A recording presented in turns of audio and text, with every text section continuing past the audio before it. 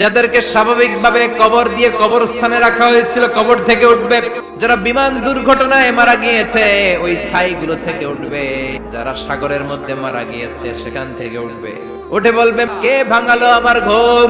ফেরেশতারা বলবে হাযা মা ওয়া'দার রহমান, আজকে হলো ওই দিন যেদিনের প্রতিশ্রুতি রহমান দিয়েছিল। সূর্যটা মাথার কাছে চলে আসবে ভাই সেদিন। সূর্যের প্রচন্ড তাপে মাথার মগজগুলো ভাতের মাড়ের মতো গলে গলে নাকের ছিদ্র আর কানের ছিদ্র দিয়ে বেয়ে বেয়ে পড়বে। জিহ্বাটা তৃষ্ণায় বেরোতে বেরোতে নাভি পর্যন্ত এসে ঝুলে থাকবে। মা তার মেয়েকে দেখে দৌড়ে পালাবে। কারো পেটে খানা নাই, খালি আছে মুখে চিৎকার। সবাই দাঁড়াবে, কারো গায়ে জামা নাই, কারো পায়ে জুতা নাই। মায়ের সাথে জিজ্ঞেস করলেন ইয়া রাসূলুল্লাহ, এতগুলো মানুষ উলঙ্গ, লজ্জা লাগবে না?